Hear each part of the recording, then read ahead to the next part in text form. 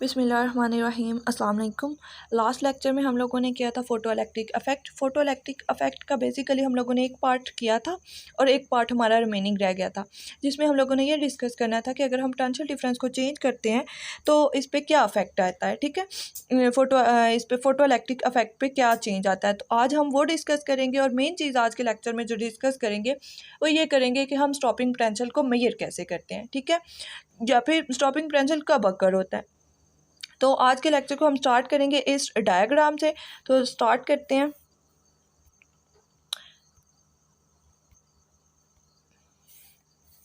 यहाँ पे आप लोगों को एक वैक्यूम नज़र आ रहा है। ठीक है, तो वैक्यूम का क्या मतलब है कि ये बिल्कुल खाली है, इसमें कोई भी गैस मौजूद नहीं है।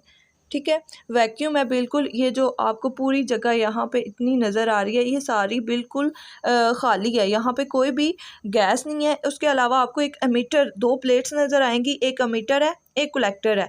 एमीटर का काम क्या होता है, जैसे आप इंसिडेंट लाइट को फॉल करवाते हैं, वहाँ से जो इलेक्ट्रॉन्स एमिट होते हैं, बेसिकली उसको हम क्या कह रहे हैं, जो एमिशन हो रही है उसको हम किससे डिनोट कर रहे हैं, एमीटर्स के साथ डिनोट कर रहे हैं। तो जो इलेक्ट्रॉन यहाँ से एमिट हो रहे हैं वो कलेक्टर यहाँ पे कलेक्ट कर रहा है। ठीक है, देन यहाँ पे एक हम लोगों ने एमीटर लगाया हुआ है जो हमें बताएगा कि यहाँ पे कितना करंट प्रोड्यूस हुआ है। ठीक, उसके अलावा आपको यहाँ पे दो बैटरीज नज़र आ रही हैं। ऊपर हम लोगों ने एक वेरिएबल रेजिस्टेंस भी लगाया हुआ है जो वेरी करता है जैसे हम इसको मतलब कि चेंज करते हैं। ठीक है, यहाँ पे वोल्ट मीटर आपको नज़र आ रहा होगा। तो वोल्ट मीटर क्या मेजर करता है कि यहाँ पे पोटेंशियल डिफरेंस कितना है। तो फर्स्ट ऑफ ऑल हम लोग स्टार्ट करते हैं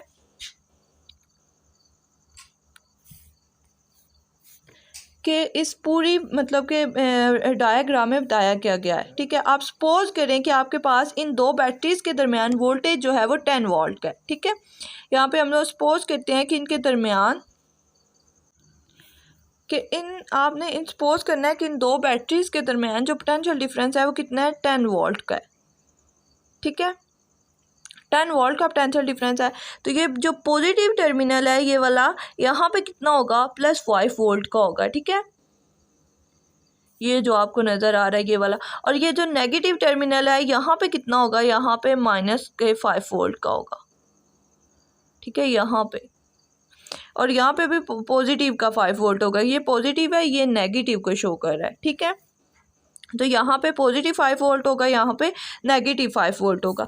अब आप लोग देखें कि एमीटर से एक जो लाइन आ रही है ये वाली, ये किसके साथ कनेक्ट है, यहाँ से ऐसे यहाँ पे कनेक्ट है ऐसे। ठीक है, यहाँ पे अब 5 वोल्ट है तो एमीटर पे भी कितना होगा, 5 वोल्ट ही होगा, क्योंकि ये जो वायर है इसका तो इतना रेजिस्टेंस नहीं है कि यहाँ पे कोई पोटेंशियल डिफरेंस ड्रॉप हो। तो एमीटर के पास भी आपके पास 5 वोल्ट ही होगा। ठीक है, 5 वोल्ट होगा। अब हम डिस्कस करते हैं कि कलेक्टर के पास कितना होगा।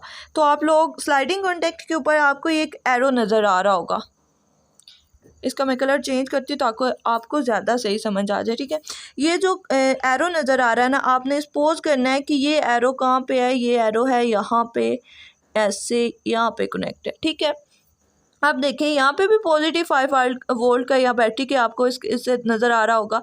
तो अगर ये वाली लाइन यहाँ से ऐसे जाती है, यहाँ से ऐसे, और ये कलेक्टर के साथ कनेक्ट है। ठीक है, तो कलेक्टर पे भी कितना होगा, +5 वोल्ट का ही होगा, क्योंकि इस वायर में भी कोई पोटेंशियल डिफरेंस, ये वाली पोटेंशियल डिफरेंस फ़िलहाल हम काउंट नहीं कर रहे। ठीक है, तो यहाँ पे भी कितना होगा, +5 वोल्ट। अब यहाँ पे भी +5 वोल्ट है। ठीक है, यहाँ पे भी +5 वोल्ट है, तो इन दोनों के दरमियान कोई पोटेंशियल डिफरेंस नहीं है। तो अब हम पोटेंशियल डिफरेंस क्रिएट करेंगे। पोटेंशियल डिफरेंस कैसे क्रिएट करेंगे वो हम अब देखते हैं कि अगर हम ये जो एरो का निशान है इसको इधर करेंगे तो हमारे पास पोटेंशियल डिफरेंस आ जाएगा। अभी मैं बताती हूँ तो आपको पता चलेगा कि कैसे पोटेंशियल डिफरेंस यहाँ पे आएगा। अब देखिए यहाँ पे कितना मीटर के पास कितना था, ये जो यहाँ से जा रहा था मीटर के ऊपर कितना था, पॉजिटिव का था। ठीक है, तो अगर हम लोग यहाँ से इस पोटेंशियल डिफरेंस को काउंट करते हैं, ये जो कलेक्टर की तरफ से लाइन आ रही है इसको अगर आप लोग यहाँ से काउंट करना शुरू करते हैं, ग्रीन से चले हम लोग इसको सपोज करते हैं, तो ये देखें ये जो जहाँ से जब ये जाएगा तो इतना पोटेंशियल, इस रेजिस्टेंस की वजह से यहाँ पे इतना ज़्यादा पोटेंशियल डिफरेंस ड्रॉप होगा कि जब ये ऊपर कलेक्टर की तरफ जाएगा तो कलेक्टर पे आपको नेगेटिव साइन शो होगा, यहाँ पे पॉजिटिव होगा, कलेक्टर पे क्या आ जाएगा, नेगेटिव साइन शो हो जाएगा। तो नेगेटिव से क्या नुकसान होगा कि अगर जितने इलेक्ट्रॉन यहाँ पे अमिट होंगे ना वो यहाँ पे नहीं आ पाएंगे। क्यों नहीं आ पाएंगे, यहाँ पे हम लोग एक मेटल की सरफेस बनाते हैं, ठीक है, और यहाँ पे हम लोग कुछ इलेक्ट्रॉन्स रखते हैं, एक यहाँ पे सपोज करें, एक यहाँ पे है, और फिर इन पे इंसिडेंट लाइट जो है वो फॉल करवाते हैं, ठीक है। जैसे ही ये लाइट फॉल करवाई, जो सरफेस के करीब था वो इलेक्ट्रॉन एमिट हो गया। इलेक्ट्रॉन के ऊपर कौन सा चार्ज होता है, नेगेटिव चार्ज होता है। तो एमिटर जो इलेक्ट्रॉन एमिट कर रहा है उसके ऊपर कौन सा चार्ज होगा, नेगेटिव चार्ज होगा। कलेक्टर के ऊपर कौन सा चार्ज है, नेगेटिव चार्ज है। तो नेगेटिव नेगेटिव रिपेल करेगा, मीन के कलेक्टर उनको कलेक्ट नहीं कर पाएगा। लेकिन कुछ इलेक्ट्रॉन जो होंगे वो फिर भी कलेक्टर के पास चले जाएंगे अपनी एनर्जी की वजह से, ठीक है, कि कुछ इलेक्ट्रॉन नहीं जा पाएंगे, कुछ इलेक्ट्रॉन की एनर्जी ज़्यादा होगी, वो इलेक्ट्रॉन के पास यहाँ कलेक्टर के पास चले जाएंगे, कुछ मिनिमम से जाएंगे। यहाँ पे आपको एमिटर पे कुछ रिफ्लेक्शन नज़र आएगी, तो कुछ मिनिमम सा करंट प्रोड्यूस होगा, ठीक है। अब किन इलेक्ट्रॉन के पास ज़्यादा एनर्जी होगी और किन के पास कम एनर्जी होगी। तो जैसे आप लोगों ने, आप सपोज करेंगे आप लोगों ने एक लाइट फॉल करवाई, तो जो सरफेस के करीब इलेक्ट्रॉन है, ये मैंने इलेक्ट्रॉन डिनोट किए हैं, ठीक है, वो उसी टाइम बाहर आ जाएंगे। तो इन इलेक्ट्रॉन की एनर्जी ज़्यादा होगी। बेसिकली हम लोग आज इसमें मैक्सिमम काइनेटिक एनर्जी को ही फाइंड करेंगे कि उसकी एनर्जी कितनी है, ठीक है। जो एनर्जी यहाँ से इलेक्ट्रॉन्स बाहर आएंगे उनकी एनर्जी होगी कितनी। लेकिन हमें फ़िलहाल इतना तो पता चल रहा है कि जो सरफेस के करीब हो गए उसने जस्ट इसको ब्रेकअप किया और इलेक्ट्रॉन बाहर चला गया, ठीक है। तो इलेक्ट्रॉन यहाँ से जो बाहर जाएगा उसकी एनर्जी ज़्यादा होगी, क्योंकि उसको जस्ट ये ब्रेकअप करना पड़ा और बाहर आ गया, इतनी एनर्जी लगी। लेकिन जो सरफेस के अंदर होगा वो पहले यहाँ तक जाएगा, यहाँ तक जाने के लिए वो एनर्जी कुछ लॉस करेगा, देन वो ब्रेकअप करेगा और फिर बाहर आएगा, ठीक है। तो जो ये वाला इलेक्ट्रॉन होगा ना, इसकी एनर्जी कम होगी, जो सरफेस के करीब होगा उसकी एनर्जी ज़्यादा होगी। तो जो सरफेस के करीब इलेक्ट्रॉन होगा वो कलेक्टर के पास चला जाएगा, ठीक है। कलेक्टर के पास जाने के बाद यहाँ से आपको वो फ्लो करना शुरू कर देगा, और फ्लो करने से करंट प्रोड्यूस होगा। उसको क्या कहते हैं हम, फोटो इलेक्ट्रिक करंट कहते हैं, जो बहुत मिनिमम सा होता है, ठीक। और कुछ इलेक्ट्रॉन्स के पास इतनी कम एनर्जी होती है कि वो एमिटर से यहाँ तक जाते हैं, कलेक्टर के पास नहीं जा पाते, क्योंकि कलेक्टर उनको अपोज कर रहा है, अपने पास आने नहीं दे रहा, उनको रिपेल करी जा रहा है, ठीक है। अब क्या होगा कि यहाँ से आप लोगों ने क्या करना है कि ये जो आपको एरो नज़र आ रहा है इसको और मज़ीद इधर ले आए, ठीक है। अब इतनी ज़्यादा हम लोगों ने यहाँ पे रेजिस्टेंस कर दिया है कि जब ये वाली लाइन यहाँ से होते हुए इधर जाएगी तो कलेक्टर इतना ज़्यादा नेगेटिव हो चुका है कि जो इलेक्ट्रॉन एमिटर के ऊपर ज़्यादा एनर्जी वाला इलेक्ट्रॉन था वो भी कलेक्टर के पास नहीं पहुँच पाया, ठीक है। वो कलेक्टर के पास नहीं, पहले तो ये होता था ना कि जिन के पास कम एनर्जी होती थी वो नहीं जा पाते थे, लेकिन ज़्यादा एनर्जी वाला चला जाता था, ठीक है। लेकिन अब जो इलेक्ट्रॉन ज़्यादा एनर्जी वाला है वो भी कलेक्टर के पास नहीं जाएगा। तो इस पॉइंट को कहते हैं स्टॉपिंग पोटेंशियल, ठीक है, कि जहाँ पे ज़्यादा एनर्जी वाला भी इलेक्ट्रॉन नहीं पहुँच पाता तो वो क्या होता है, उस पॉइंट को क्या कहते हैं कि स्टॉपिंग पोटेंशियल। वहाँ पे कोई भी इलेक्ट्रॉन कलेक्टर के पास नहीं जाता, अगर कोई भी इलेक्ट्रॉन नहीं जाएगा तो क्या होगा कि आपके पास करंट ही प्रोड्यूस नहीं होगा, कि कोई भी फोटो इलेक्ट्रिक करंट प्रोड्यूस नहीं होगा, क्योंकि कोई भी जा ही नहीं रहा। पहले तो एक दो जा रहे थे, मिनिमम से जा रहे थे, तो कोई थोड़ा मिनिमम करंट प्रोड्यूस्ड हो रहा था, ठीक है, लेकिन अब तो कोई भी नहीं जा रहा। तो इस पॉइंट को बेसिकली कहते हैं स्टॉपिंग पोटेंशियल। होपफुली आपको ये समझ आ गया होगी। डायग्राम को समझने के बाद हम आ जाते हैं नीचे। नीचे हमारे पास क्या आ रहा है कि फिग 10 आपके पास है, उसकी कर्व क्या शो करवा रही है कि फोटो इलेक्ट्रिक करंट जो है वो फंक्शन है पोटेंशियल डिफरेंस V का। तो फिग 10 भी आपको दिखा देते हैं, ये फिग 10 है बेसिकली। तो इसमें क्या कह रहे हैं कि फोटो इलेक्ट्रिक इफेक्ट जो है वो किसका फंक्शन है, पोटेंशियल डिफरेंस V का। हम ऊपर भी ये पढ़ के आए हैं कि कैसे पोटेंशियल डिफरेंस चेंज हुआ और कहाँ पे स्टॉपिंग पोटेंशियल अक्कर हुआ और कहाँ पे हमें फोटो इलेक्ट्रिक इफेक्ट नहीं मतलब देखने को मिला या फोटो इलेक्ट्रिक इफेक्ट नहीं हुआ। अगर हम V को पॉजिटिव कर देते हैं, बहुत लार्ज इनफ कर देते हैं, तो जो फोटो इलेक्ट्रिक करंट होगा, ना कि फोटो इलेक्ट्रिक इफेक्ट खुद ना बल्कि फोटो इलेक्ट्रिक करंट, वो एक कॉन्स्टेंट सैचुरेशन वैल्यू पे पहुंच जाता है। कॉन्स्टेंट सैचुरेशन वैल्यू कहने का क्या मतलब है कि जितने भी इलेक्ट्रॉन्स अमिट होंगे ना वो सारे के सारे कलेक्टर पे कलेक्ट हो जाएंगे। अगर आपके पास पोटेंशियल डिफरेंस क्या होगा, वो पॉजिटिव होगा और लार्ज इनफ होगा, देन जितने भी इलेक्ट्रॉन्स वहाँ से एमिट होंगे या एजेक्ट होंगे वो सारे के सारे क्या होंगे, कलेक्टर पे कलेक्ट हो जाएंगे। देन आपके पास आ जाता है कि for a measurement of a stopping potential, measurement करना है किसकी, स्टॉपिंग पोटेंशियल की। अगर आप रिड्यूस कर देते हैं वी को 0 तक और रिवर्स कर देते हैं, सपोज करें अब अगर आप वी को मतलब पोटेंशियल डिफरेंस को 0 कर देते हैं तो क्या आपके पास जो फोटो इलेक्ट्रिक करंट है वो 0 हो जाएगा? नहीं, वो 0 नहीं हो जाएगा। ठीक है, क्यों 0 नहीं होगा? कि मतलब उसी टाइम इमीडिएटली फौरी तौर पे 0 नहीं होगा, क्योंकि कुछ इलेक्ट्रॉन जो होंगे ना, इलेक्ट्रॉन जो एमिटर पे होते हैं वो इमर्ज हो रहे होते हैं नॉन ज़ीरो स्पीड के साथ, कई मतलब बहुत मिनिमम सी मिकदार में, लेकिन वो इमर्ज हो रहे होते हैं नॉन ज़ीरो स्पीड के साथ। नॉन ज़ीरो स्पीड कौन सी होती है? मीन के एक ऑब्जेक्ट है वो मूव तो कर रहा है, मतलब कि वो मूव नहीं कर रहा, लेकिन उसकी डायरेक्शन और उसकी स्पीड जो है वो चेंज हो रही है।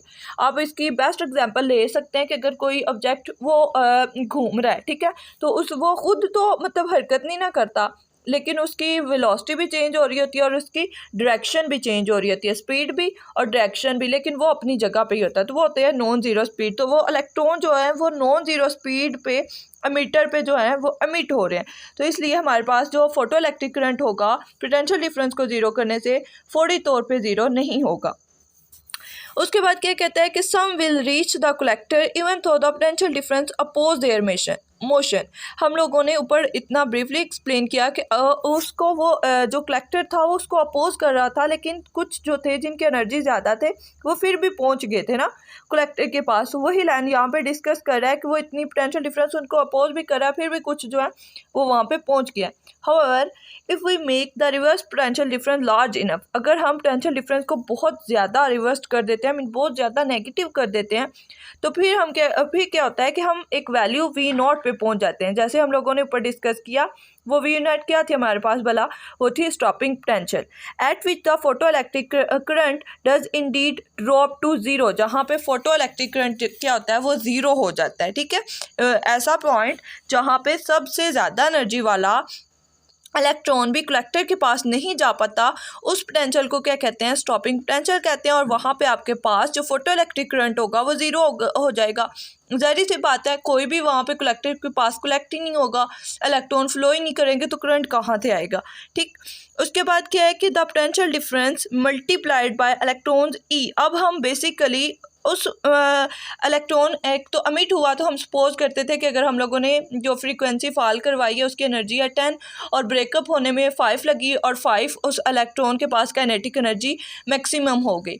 अब हम लोग इसको जान सकेंगे कि उसकी बेसिकली है कितनी काइनेटिक एनर्जी। ठीक है, मतलब कि उसकी जो रियल वाली काइनेटिक एनर्जी है वो कितनी है, जो काइनेटिक एनर्जी मैक्स उस इलेक्ट्रॉन के पास मौजूद है आफ्टर एमिशन, मतलब कि एमिटेड होने के बाद उसके पास जो एनर्जी मौजूद है वो कितनी है। तो वो हम लोग कैसे फाइंड आउट करेंगे, वो हम ऐसे फाइंड आउट करेंगे the potential difference multiplied by electronic charge e. जो आपके पास स्टॉपिंग पोटेंशियल डिफरेंस होगा ना, उसकी वैल्यू जो होगी उसको आप लोगों ने एक इलेक्ट्रॉनिक चार्ज ई के साथ मल्टीप्लाई करना है। ठीक है, तो उसको आप जब मल्टीप्लाई करेंगे तो आपको उस इलेक्ट्रॉन की जो इलेक्ट्रॉन एमिट हुआ था मेटल के सरफेस से और उसके पास जो काइनेटिक एनर्जी थी उसकी आपको रियल वैल्यू, मतलब कि उसकी वैल्यू पता चल जाएगी कि उसके पास कितनी काइनेटिक एनर्जी थी वो मौजूद थी। तो उसको आप कैसे के मैक्सिमम एनर्जी को कैसे फाइंड आउट कर सकते हैं, इन दोनों को आपस में मल्टीप्लाई करवाने से। उसके बाद आ जाता है कि अगर आप यहाँ पे कर्व में भी आपको नज़र आ रहा होगा कि अगर आप इंटेंसिटी जो है इंसिडेंट लाइट की भी डबल कर देते हैं, इंटेंसिटी डबल करने से क्या है कि हम लोगों ने जो नंबर ऑफ फोटोन है ना वो डबल कर दें। इंटेंसिटी का ये हरगिज़ मतलब नहीं है कि हम लोग क्या डिस्कस कर रहे थे कि अगर आप उसकी इंटेंसिटी को डबल कर देते हैं लाइट का, तो क्या होगा कि नंबर ऑफ़ फोटोन डबल हो जाएंगे। ठीक है, तो एक फोटोन एक इलेक्ट्रॉन को इजेक्ट करवाता है। ठीक, तो जितने फोटोन ज़्यादा होंगे उतने ज़्यादा इलेक्ट्रॉन इजेक्ट होंगे, लेकिन एनर्जी सेम रहेगी, एनर्जी नहीं इंक्रीज़ होगी। ठीक है, तो इंटेंसिटी को डबल करवाने से क्या होगा, उतने ज़्यादा इलेक्ट्रॉन्स एमिट होंगे, जितने ज़्यादा इलेक्ट्रॉन्स हम एमिट होंगे उतने ज़्यादा वो फ्लो करेंगे कलेक्टर की तरफ और उतना ज़्यादा आपके पास करंट जो होगा वो प्रोड्यूस होगा। तो इंटेंसिटी को डबल करने से बेसिकली आपके पास जो चेंजेस होगा वो जस्ट करंट में होगा कि करंट आपके पास मैक्सिमम हो जाएगा। ठीक, उसके बाद है कि एनर्जी हम कैसे ज़्यादा करेंगे। तो एनर्जी को इंक्रीज़ करने के लिए हमें उसकी फ्रीक्वेंसी को ज़्यादा करना पड़ेगा। Increase in intensity does not increase energy of emitted photo electron. ठीक है, कि अगर आप इंटेंसिटी को इंक्रीज़ करते हैं तो इसका मतलब ये नहीं है कि आप लोगों ने एनर्जी को इंक्रीज़ कर दिया।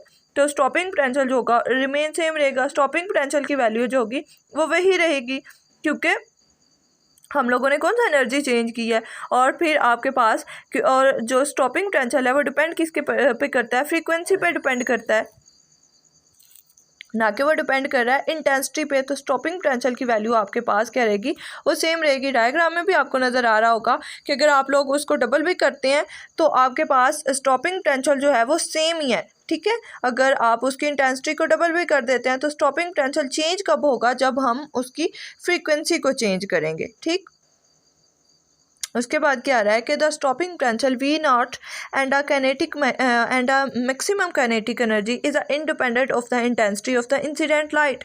तो ये तो हमें भी पता है कि स्टॉपिंग पोटेंशियल और जो मैक्सिमम काइनेटिक एनर्जी है वो इंटेंसिटी पे तो डिपेंड ही नहीं करती हैं, क्योंकि इंटेंसिटी से कौन सा एनर्जी इंक्रीज़ हो रही है। ठीक, तो एनर्जी इंक्रीज़ नहीं होगी तो स्टॉपिंग पोटेंशियल भी सेम रहेगा और मैक्सिमम काइनेटिक एनर्जी भी सेम ही रहेगी। ठीक है, क्योंकि एनर्जी तो इंक्रीज़ हो ही नहीं रही इंटेंसिटी से, just number of photons increase हो रहे हैं।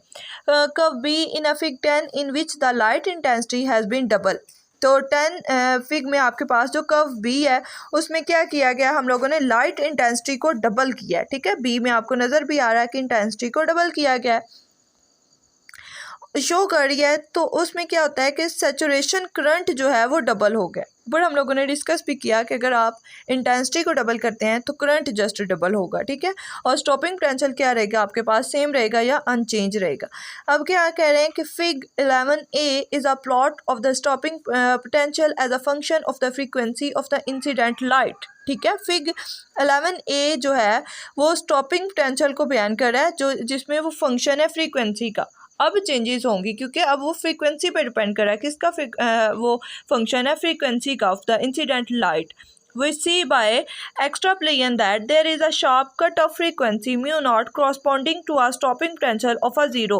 हम एक नज़रिए के मुताबिक कह सकते हैं जो आपके पास शार्प कट ऑफ फ्रीक्वेंसी है ना म्यू नॉट, वो किसके साथ मुताबिकत रखती है, ये क्रॉसपॉन्ड कर रही है वो स्टॉपिंग पोटेंशियल ऑफ ज़ीरो। मतलब कि स्टॉपिंग पोटेंशियल जहाँ पे ज़ीरो होगा ना उसके साथ वो जो है वो मुताबिकत रख रही है कौन सी, जो फ्रीक्वेंसी म्यू नॉट आपके पास है वो वाली। ठीक है, For a light of a lower frequency then this no photo electrons at all are emitted। ये हमें बहुत अच्छी तरह बताया कि अगर फ्रीक्वेंसी लो होगी तो मेटल की सरफेस से ब्रेकअप नहीं होगा और ना ही कोई इलेक्ट्रॉन्स एमिट होंगे, तो यहाँ पे हमें कोई भी फोटो इलेक्ट्रिक इफेक्ट देखने को नहीं मिलेगा। फिग 11A, तो फिग 11A कौन सी है, वो आपके पास ये है। ठीक है, इसमें क्या बताया गया था कि जो आपके पास फिग 11A स्टॉपिंग पोटेंशियल क्या है कि किसका फंक्शन है, फ्रीक्वेंसी का। ठीक है, तो यहाँ पे आपको पता चल रहा होगा कि हमें पीछे भी डिस्कस किया था कि स्टॉपिंग पोटेंशियल किस पे डिपेंड करता है, फ्रीक्वेंसी पे डिपेंड करता है। अगर आप फ्रीक्वेंसी को डबल करते हैं तो आपके पास मतलब फ्रीक्वेंसी को अगर आप इंक्रीज़ करते हैं, ज़्यादा करते हैं, तो आपके पास स्टॉपिंग पोटेंशियल जो होगा वो इंक्रीज़ होगा। अगर आप इंटेंसिटी को इंक्रीज़ करते हैं तो आपके पास stopping potential remain the same रहेगा। तो यहाँ पर आपको नज़र भी आ रहा होगा कि इंटेंसिटी उनकी सेम है लेकिन फ्रीक्वेंसीज़ क्या है, दोनों की डिफरेंट है। तो नंबर ऑफ जो एमिटेड इलेक्ट्रॉन है वो भी सेम होंगे। ठीक है, क्योंकि इंटेंसिटी जो सेम है, तो इंटेंसिटी सेम होने से क्या मुराद है कि फिटोन की जो वैल्यू है वो सेम है, तो फिटोन उतने ही इलेक्ट्रॉन को एमिट करवाएंगे, दोनों के सेम होंगे, लेकिन फ्रीक्वेंसीज डिफरेंट है। फ्रीक्वेंसीज डिफरेंट होने से क्या होगा कि आपके पास जो होगा स्टॉपिंग पोटेंशियल वो भी डिफरेंट आएगा।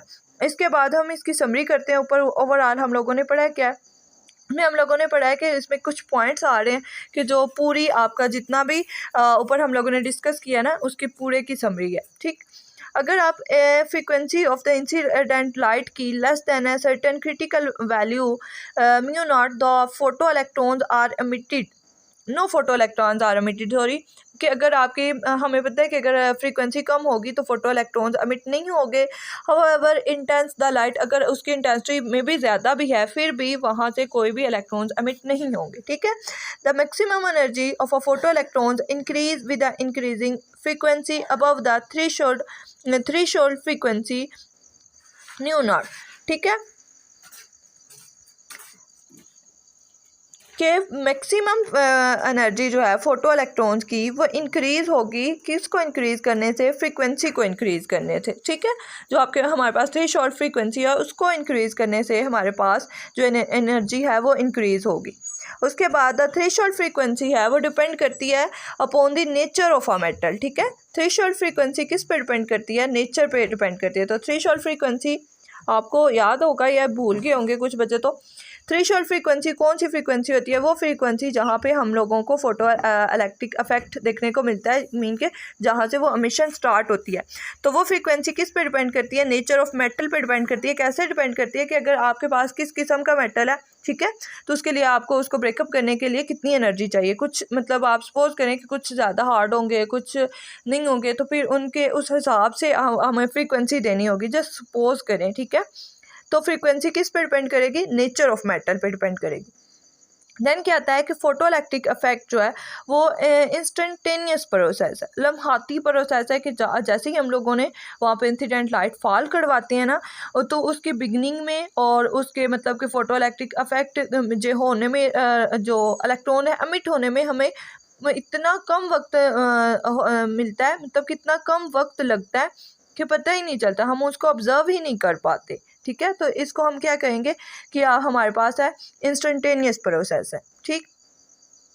Provided the frequency of a incident radiation is more than the threshold frequency. अगर आप लोगों ने जो फ्रीक्वेंसी प्रोवाइड कर रहे हैं या फॉल करवा रहे हैं वो थ्रेशोल्ड फ्रीक्वेंसी से ज़्यादा होगी। थ्रेशोल्ड फ्रीक्वेंसी हम डिस्कस कर चुके हैं कौन सी, तो फिर जो फोटो इलेक्ट्रॉन्स होंगे वो अमिट होंगे, इंस्टेंटेनियसली अमिट होंगे। तो इसके अलावा क्या है कि वो अमिट नहीं होंगे। The energy of photoelectron does not depend upon the intensity of a light, but it depends upon the frequency of a light.